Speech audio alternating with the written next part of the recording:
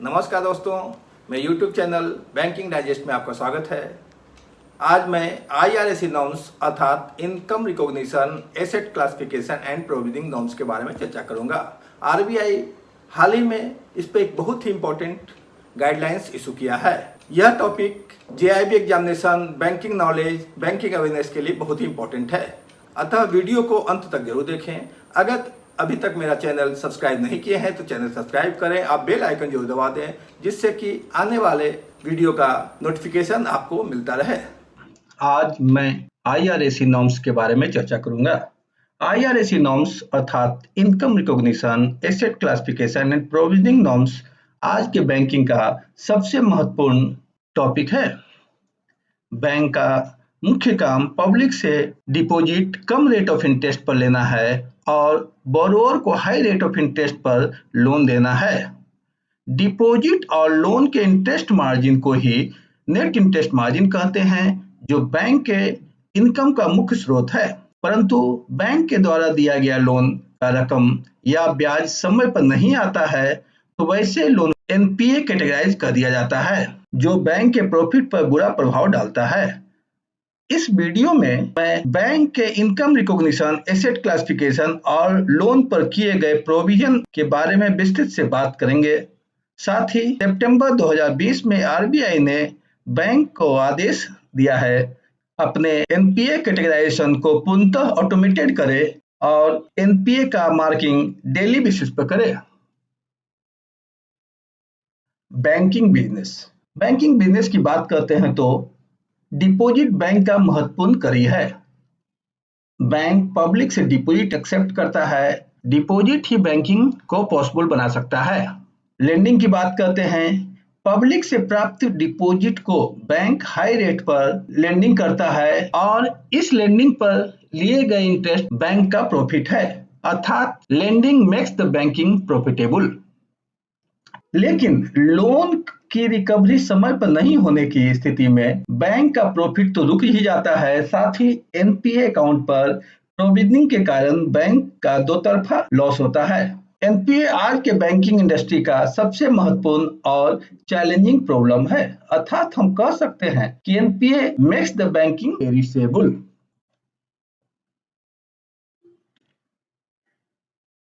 IRAC norms introduction. Narasimham committee financial sector reform पर अपना recommendation 1991 में दिया था। इंटरनेशनल प्रैक्टिस को मीट करने हेतु और नरसिंघम कमेटी के रिकमेंडेशन के आधार पर बैंकों में प्रूडेंशियल अकाउंटिंग नॉर्म 1993 में लागू किया गया। प्रूडेंशियल अकाउंटिंग नॉर्म्स के तीन महत्वपूर्ण पार्ट है। पहला, इनकम रिकॉग्निशन। जब प्रूडेंशियल अकाउंटिंग नॉर्म्स नहीं लागू था तो बैंक लोन लेजर में इंटरेस्ट पोस्ट कर देता था और अपना प्रॉफिट मान लेता था। पहले डिपॉजिट पर दिए गए इंटरेस्ट प्रॉफिट एंड लॉस में लॉस के अंतर्गत आता था और लोन पर लिए गए इंटरेस्ट को प्रॉफिट मान लिया जाता था। परंतु डिपॉजिट पर बैंक इंटरेस्ट पे कर देता था, लेकिन लोन के इंटरेस्ट को बोरोअर द्वारा या तो समय पर पे नहीं किया जाता था या इंस्टॉलमेंट ही डिफॉल्ट हो जाता था। इस नॉर्म्स के अंतर्गत क्लियरली कहा गया है कि बैंक उसी को इनकम मानेगा जो बोरोअर द्वारा पे कर दिया गया हो। दूसरा है एसेट क्लासिफिकेशन, मतलब बैंक अपने सभी एसेट अर्थात लोन का उसके रिपेमेंट के आधार पर क्लासिफिकेशन कर हेल्थ कोड प्रदान करेगा। साथ ही साथ प्रोविजनिंग। एसेट क्लासिफिकेशन के आधार पर बैंक पहले से ही लॉस का प्रोविजन करेगा, अर्थात भविष्य में होने वाले संभावित लॉस का प्रोविजन कर बैंक एकाएक डूबने से बचने का प्रयास करेगा। प्रूडेंशियल नॉर्म्स क्या है, इसके बारे में महत्वपूर्ण जानकारी पर बात करते हैं। इनकम रिकॉग्निशन के नीति के अनुसार इनकम रिकवरी के रिकॉर्ड के अनुसार रिकॉग्नाइज किया जाए, अर्थात जो अमाउंट बोरोअर पे कर दे केवल उसे ही इनकम माना जाए। उसी प्रकार एसेट क्लासिफिकेशन एक फिक्स्ड नियम के अंतर्गत यूनिफॉर्म और रेगुलर बेसिस पर किया जाए। साथ ही यह बताया गया है कि प्रोविजनिंग एसेट क्लासिफिकेशन के आधार पर निश्चित समय अंतराल पर किया जाए। साथ ही साथ प्रोविजन करते समय लोन में अवेलेबल सिक्योरिटी और उसके रियलाइजेबल वैल्यू को भी कंसीडर करना चाहिए।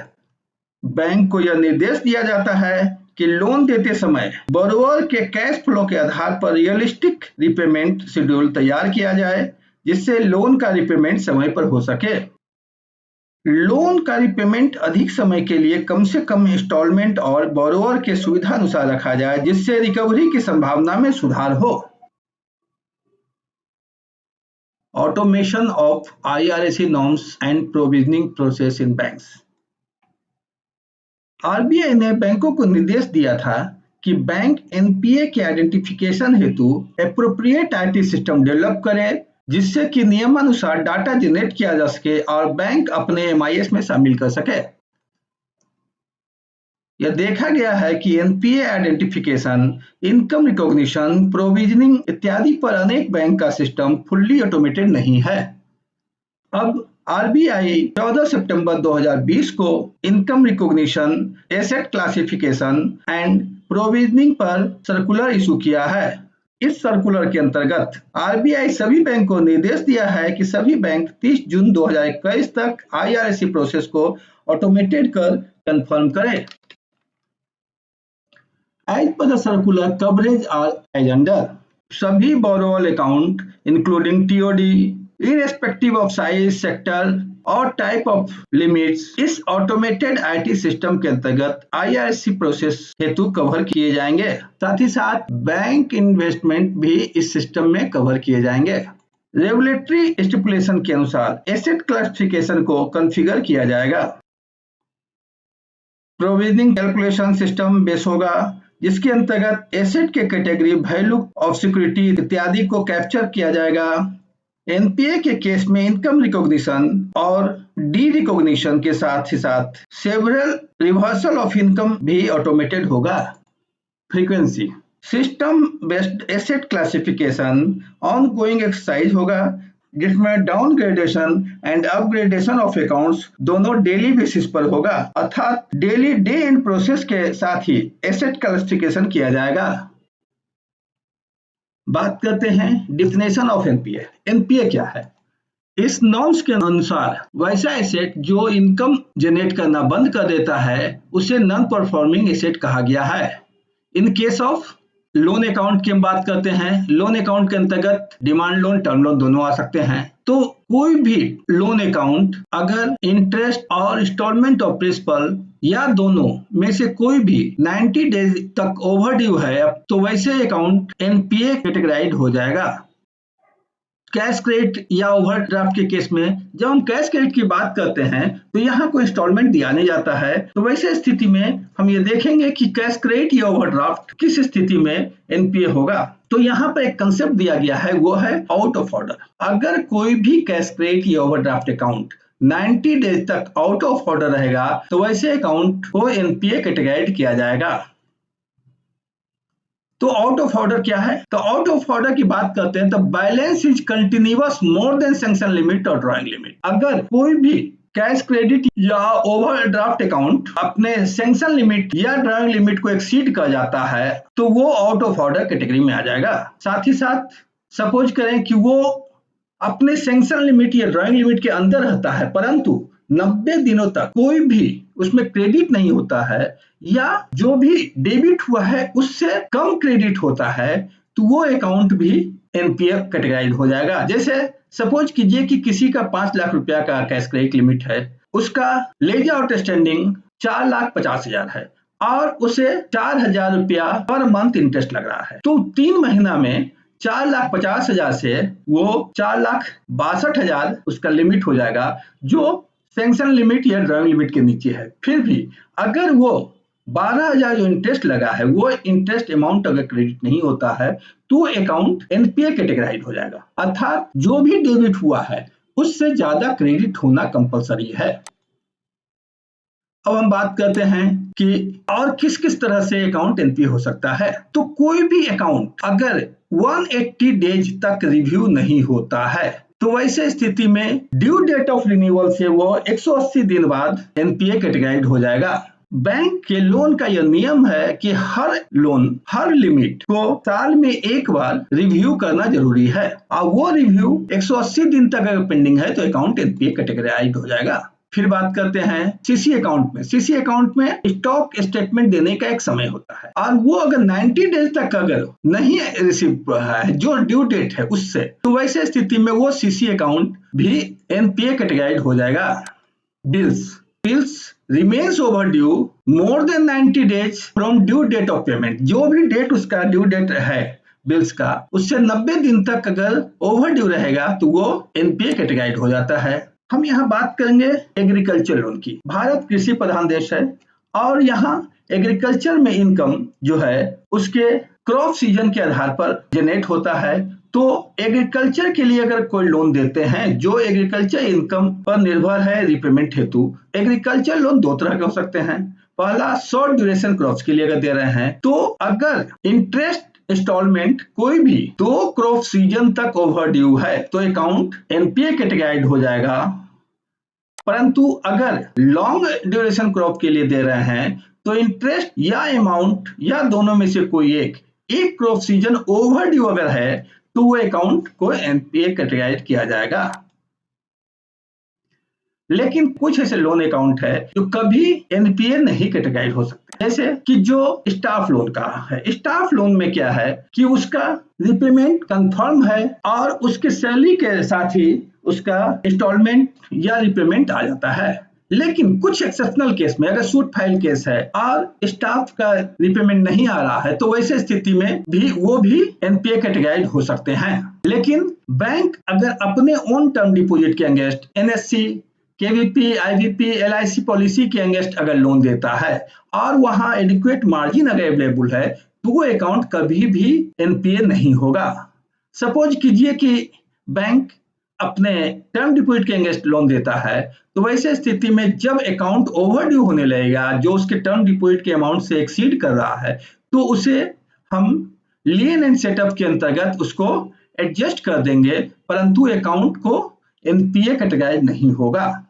अब एडवांस रिपेमेंट, अगर किसी ने का इंस्टॉलमेंट जितना है उससे ज्यादा एडवांस में पेमेंट कर दिया, सपोज कीजिए कि किसी ने 10 लाख रुपया का लोन लिया और उसका 6,000 रुपया पर मंथ का इंस्टॉलमेंट है और वो 30,000 रुपया एक बार में जमा कर देता है, तो वैसे स्थिति में 6,000 रुपया तो उस महीना के लिए हुआ, बाकी 24,000 जो है वो 4 महीना का एडवांस पेमेंट कर दिया, तो वो अकाउंट 4 महीना तक ओवरड्यू नहीं कहलाएगा और वो 4 महीना तक से लेकर के 90 डेज आगे तक वो अकाउंट एनपीए नहीं होगा। Normally advance against gold ornament या गवर्नमेंट सिक्योरिटी, शेयर इत्यादि के लोन एनपीए नहीं होते हैं, परंतु गोल्ड ऑर्नामेंट का एक नियम के अंतर्गत अगर उसका रिपेमेंट नहीं आता है तो उसे भी एनपीए कैटेगराइज किया जा सकता है। सेलिएंट फीचर की बात करते हैं तो सेंट्रल गवर्नमेंट गारंटीड एडवांस कभी भी एनपीए कैटेगराइज नहीं किया जाता है जब तक कि सेंट्रल गवर्नमेंट अपने गारंटी को रिवोक न कर ले, परंतु यह case state government guaranteed account में नहीं होता है। State government guaranteed account other loan की तरह नॉर्मली एनपीए कैटेगराइज हो जाएगा।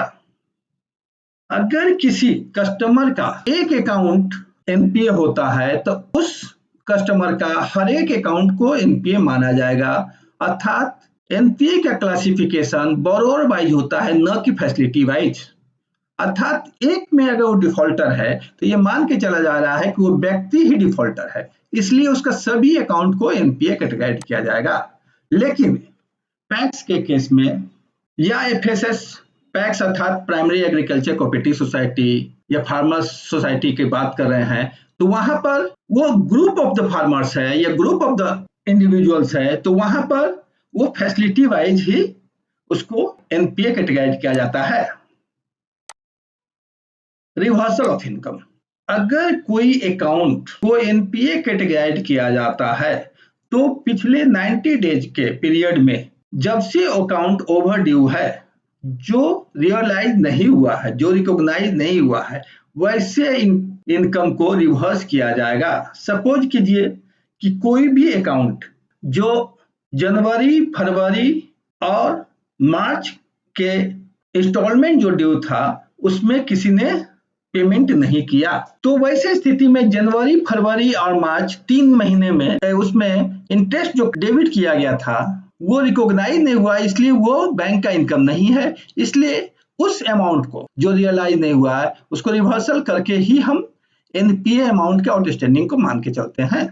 और वो इंटरेस्ट अमाउंट जो रियलाइज नहीं हुआ है उसे यूआरआई यानी कि अनरियलाइज इंटरेस्ट कहते हैं। स्टेट गवर्नमेंट गारंटेड एडवांसेज में भी हम अनरियलाइज इंटरेस्ट को रिवर्सल कर देते हैं। अगर कोई अकाउंट को एनपीए कैटेगराइज किया गया है तो उसके बाद जो भी उसमें फी लगाया जाता है, कमीशन लगाया जाता है, अदर सिमिलर इनकम लगाया जाता है, उन सबको भी रिवर्सल करना होगा और उसे एक अलग अकाउंट में रखते हैं जिसे बाद में हम रिकंसाइल करेंगे। Asset classification.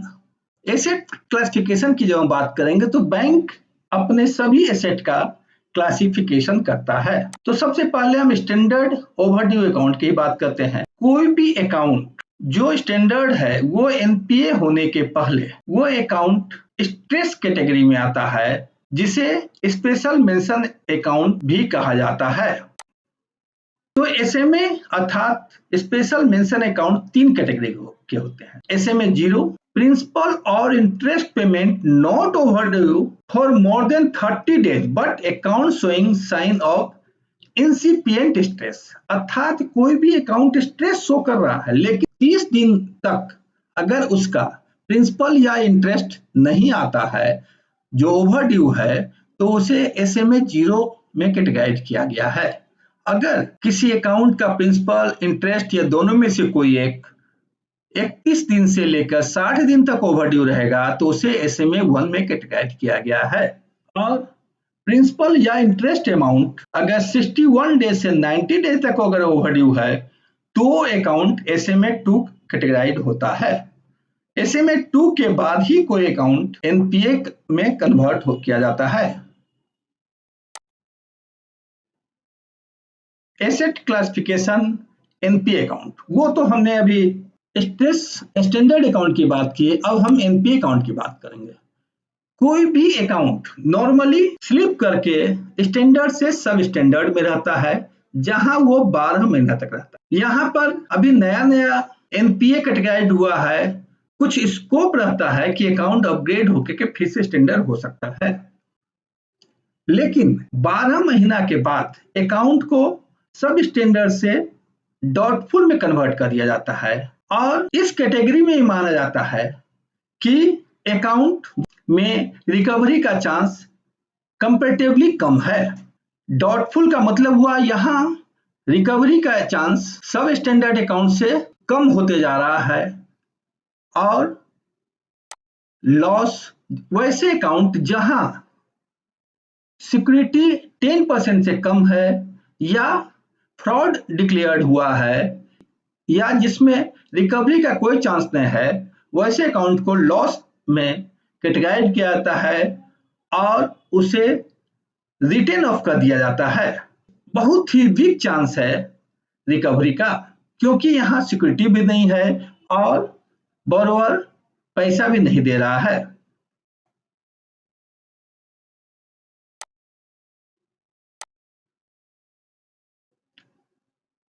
NPA asset classification के बारे में डिटेल बात करते हैं।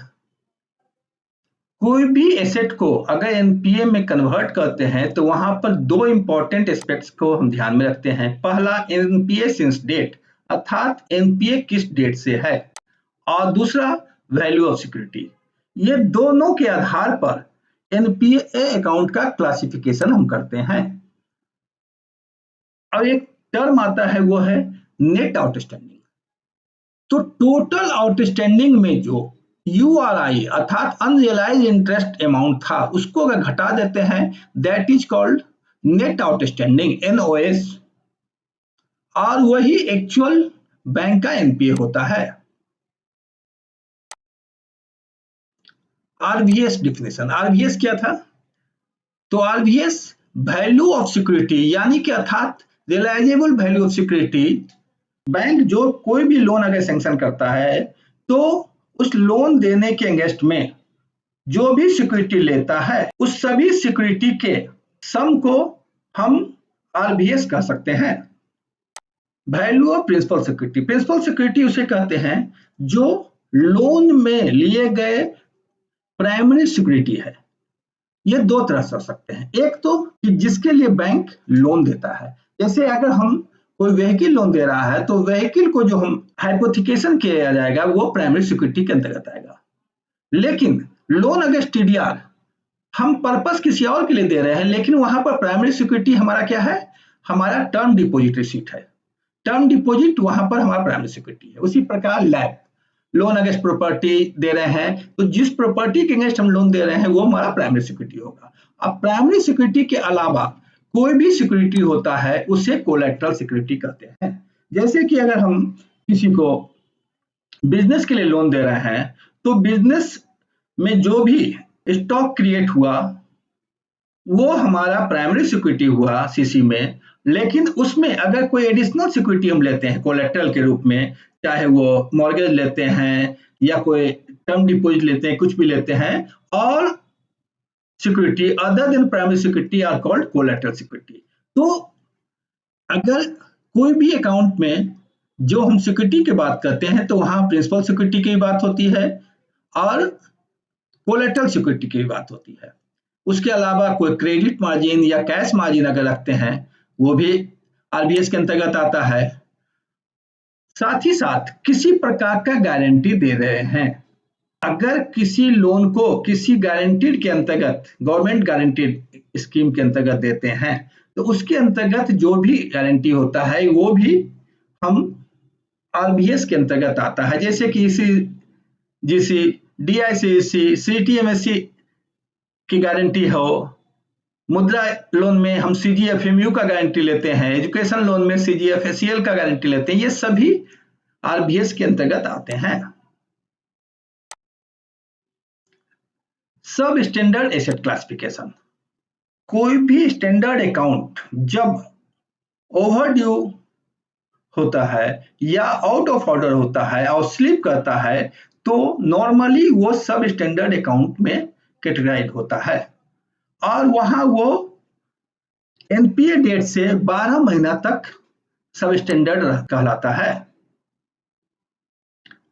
अगर कोई अकाउंट में सिक्योरिटी अवेलेबल है और अकाउंट एनपीए कैटेगराइज हुआ तो वैसे अकाउंट सब स्टैंडर्ड सिक्योर्ड के अंतर्गत कैटेगराइज होता है जिसका एसेट कोड 21 होता है।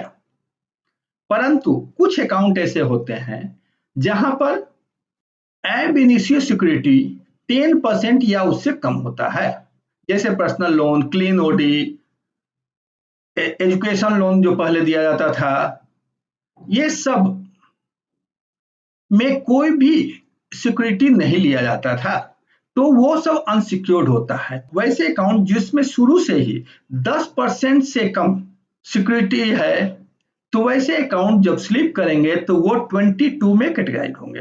कुछ अकाउंट जैसे क्रेडिट कार्ड या ओडी इन एसबीसीडी, ये सब अकाउंट डायरेक्ट लॉस में कैटेगराइज होते हैं। अब ये हम देखते हैं कि कोई भी अकाउंट किस स्थिति में डायरेक्ट डाउटफुल या लॉस कैटेगराइज हो सकता है।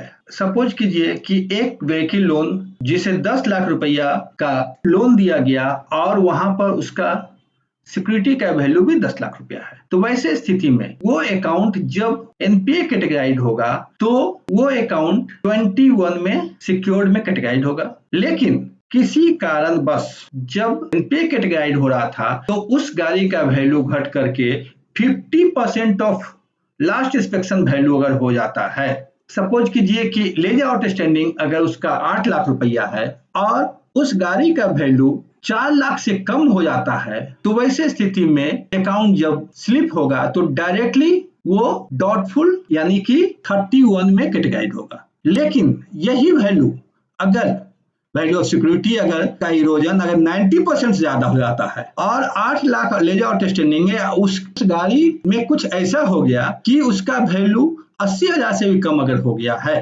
तो वैसे स्थिति में वो अकाउंट डायरेक्टली लॉस कैटेगराइज होगा।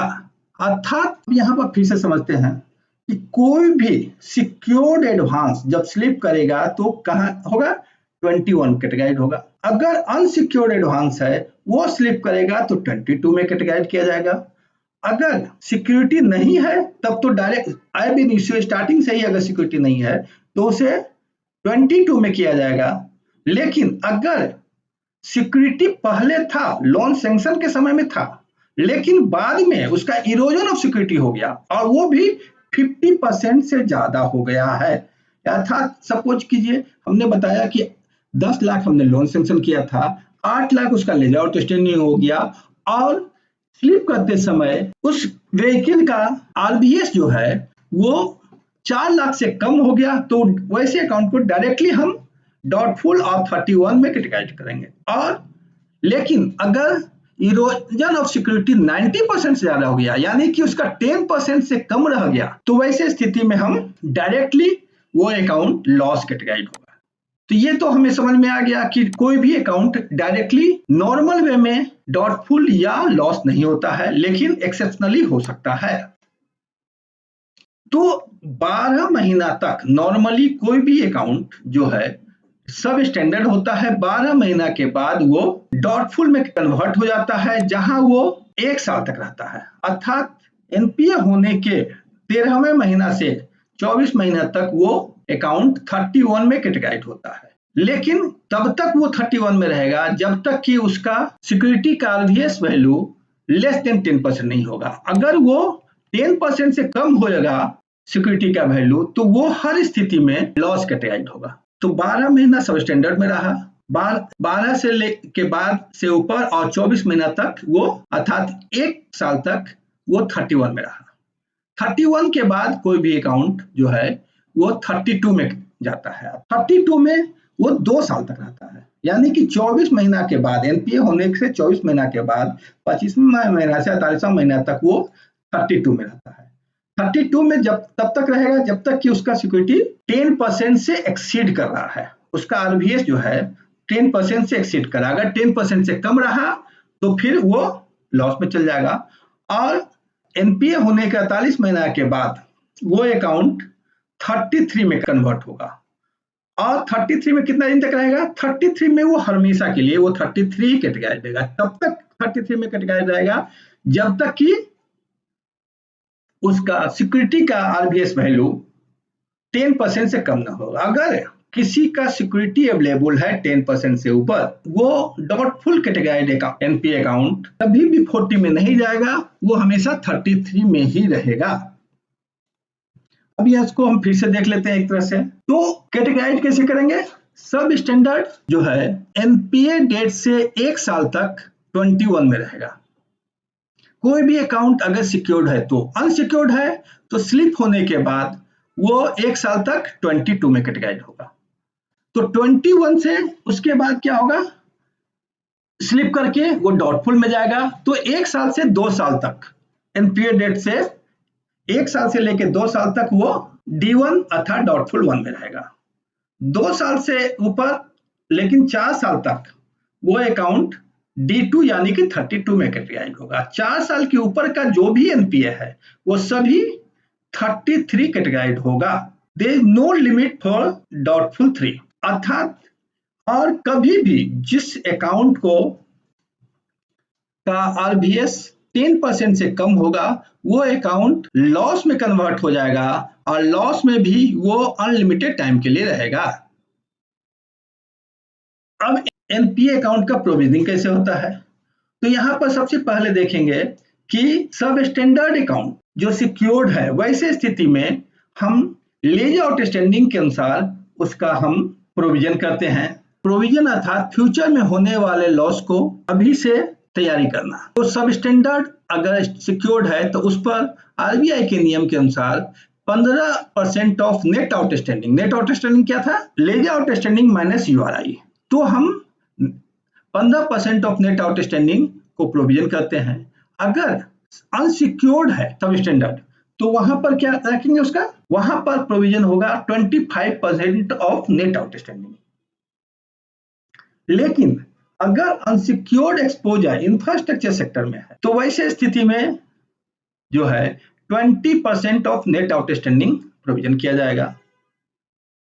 तो अभी तक जो हम कर रहे थे नेट आउटस्टैंडिंग पर ही हो रहा था, लेकिन डाउटफुल कैटेगरी में जो प्रोविजन होता है ये अलग अलग। अगर कोई भी अकाउंट फुल्ली सिक्योर्ड है आरबीएस से, तो वैसे स्थिति में डाउटफुल 1 में 25% ऑफ नेट आउटस्टैंडिंग, और डाउटफुल 1 में अगर पार्शियली सिक्योर्ड है कोई भी अकाउंट, तो वैसे स्थिति में जो अनसिक्योर्ड पोर्शन है उसका 100% और जो सिक्योर्ड पोर्शन है उसके आरबीएस का 25%। सपोज कीजिए कि 10 लाख रुपया का कोई नेट आउटस्टैंडिंग है किसी एनपीए अकाउंट का, उसमें 6 लाख रुपया उसका आरबीएस वैल्यू है, तो 6 लाख का 25% यानी कि 1.5 लाख, और 4 लाख जो अनसिक्योर्ड पोर्शन था उसका 100% यानी कि 4 लाख का 4 लाख, तो 4 लाख और 1.5 लाख 5.5 लाख रुपया अगर किसी भी डाउटफुल 1 में है और उसका आरबीएस वैल्यू 6 लाख है तो वहां पर होगा। लेकिन अगर उसका फुल्ली सिक्योर था तो वैसे स्थिति में 2.5 लाख ही उसका, यानी कि 25% अर्थात 2.5 लाख ही उसका प्रोविजन किया जाएगा।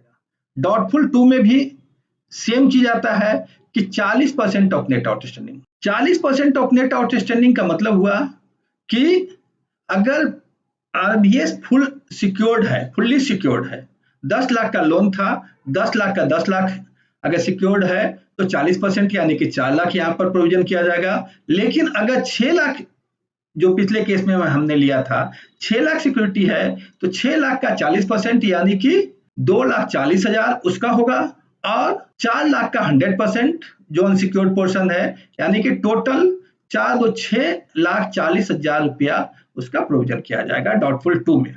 लेकिन वही अगर डाउटफुल 3 में चल गया तो उसका टोटल नेट आउटस्टैंडिंग का 100%, और लॉस में भी नेट आउटस्टैंडिंग का 100% प्रोविजन किया जाता है।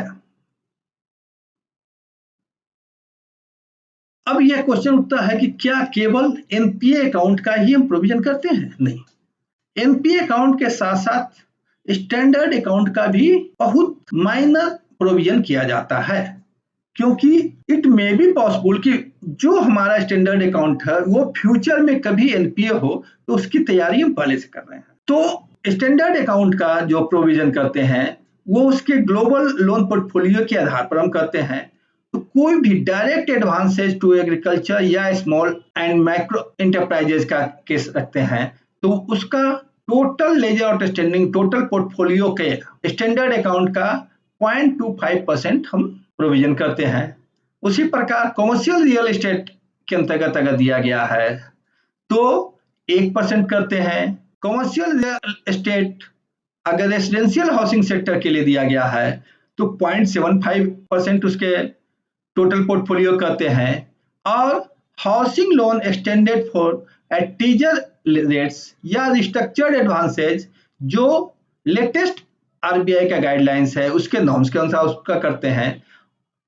उन सब के अलावा जो भी बचा हुआ जो एबीसीडी में नहीं दिखाया गया है स्टैंडर्ड लोन पोर्टफोलियो है उसका 0.4% प्रोविजन किया जाता है। लेकिन जब नेट एनपीए कैटेगराइज करने का बात उठता है तो वैसे स्थिति में स्टैंडर्ड एसेट के प्रोविजन को हम कंसीडर नहीं करते हैं।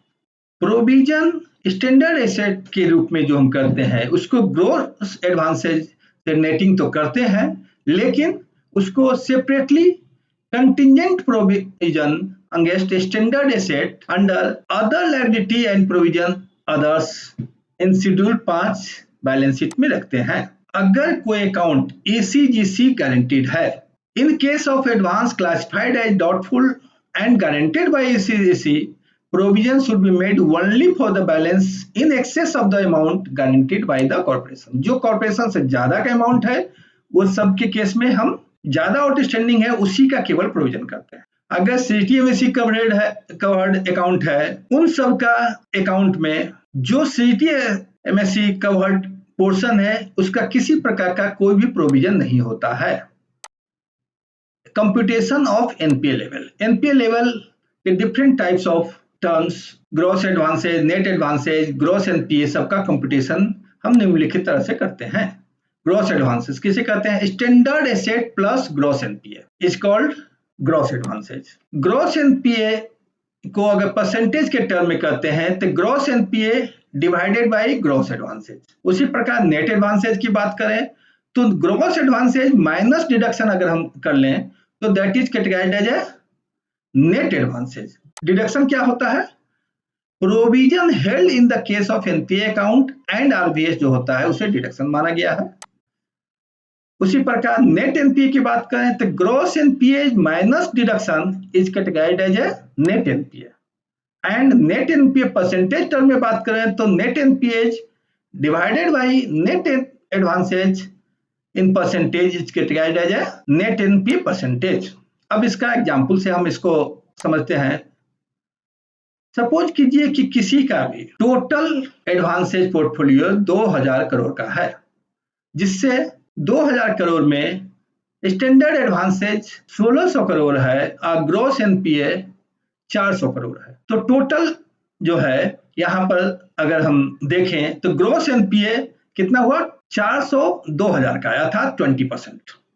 यहाँ पर डिडक्शन की बात करते हैं तो डिडक्शन क्या क्या हो सकता है? प्रोविजन हम सपोज कीजिए कि 400 के लिए हम 150 करोड़ का किए, डीआईसीसी ईसीजीसी या सीटीएमएसी के लिए या यूआरआई के लिए 1 करोड़ रखा हुआ है और part payment received kept in sundry account ये सब अगर 1 करोड़ है तो टोटल हमारा डिडक्शन कितना हो गया? 152 करोड़।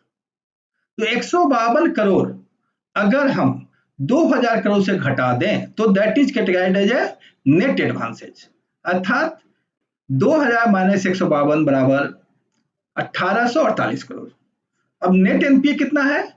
तो टोटल ग्रॉस एनपीए तो 400 करोड़ था और उसमें से 152 करोड़ डिडक्शन अगर घटा लिए तो that is called net NPA, अर्थात यानी कि 248 करोड़। नेट एनपीए परसेंटेज की बात करें तो 7 डिवाइडेड बाय 6 जो है अर्थात 1848 डिवाइडेड बाय 248 यानी कि 13.42%। तो इस तरह से हमने आपको total gross advances, net advances सभी के बारे में मैंने आपको बताया। आईआरएसी नॉर्म्स के अंतर्गत जो भी चेंजेज आता है वो आरबीआई समय के साथ अपने सर्कुलर में रिफ्लेक्ट करता है। इससे ज्यादा जानकारी के लिए आप मेरे वेबसाइट पर मेरे ब्लॉग विजिट कर सकते हैं जो है www.bankingdigest.com और आरबीआई का सर्कुलर जो दो है जिसके आधार पर मैंने ये वीडियो तैयार किया है उसे भी आप डिटेल में देख सकते हैं। Thank you. मेरा वीडियो अंत तक देखने के लिए धन्यवाद। Welcome to my YouTube channel banking digest.